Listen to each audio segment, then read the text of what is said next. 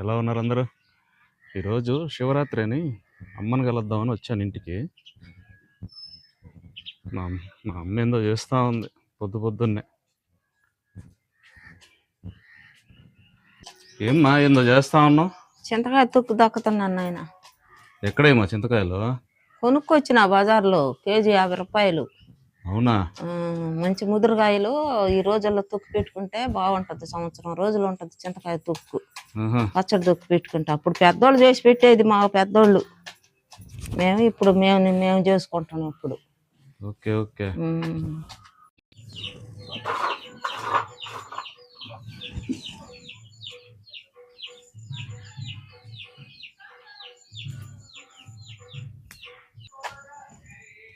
చింతకాయలు కేజీకి 1/2 కిలో ఉప్పు వేసుకోండి.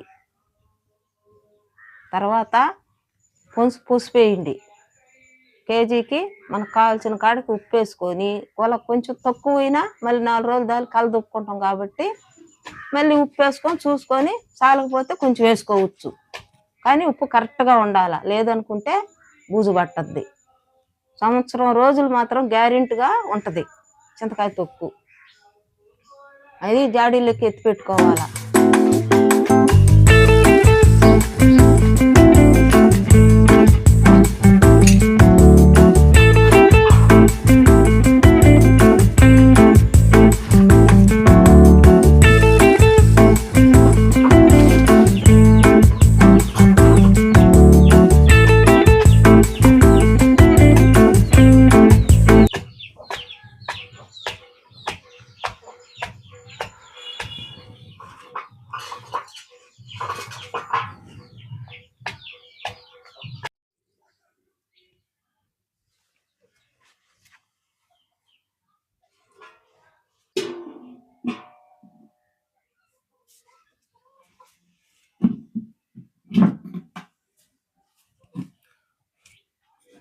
తమలపాకు చెట్టు కూడా వేసింది మా అమ్మ.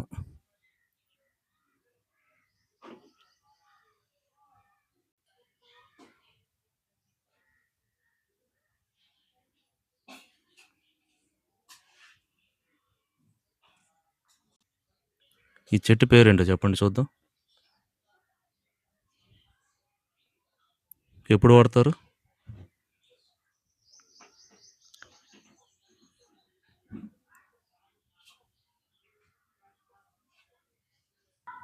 ఎందుకు మా ప్రతిదాన్ని పూజించున్నావు? చెట్లు, రోళ్ళు, గడప ఇన్ని పూజించున్నావు ఎందుకు? ఎందుకంటే మా పెద్దోళ్ళు మాకు అట్లా నేర్పించారు.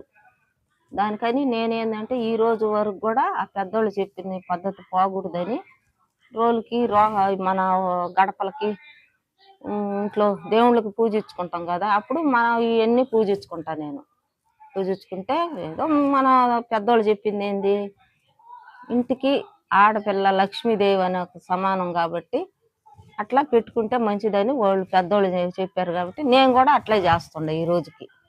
మా పెద్దోళ్ళు నేర్పించింది. ఇప్పుడే శివాలయం దగ్గరకు వచ్చాము. శివాలయం చూద్దాం రండి.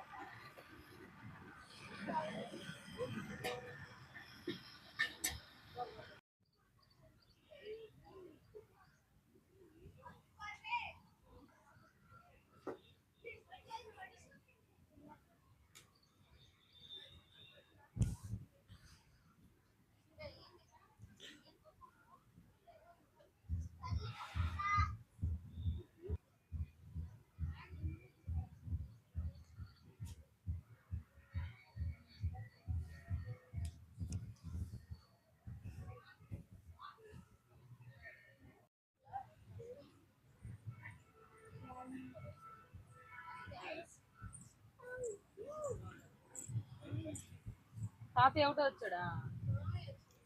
తాతయ్య కూడా వచ్చాడు.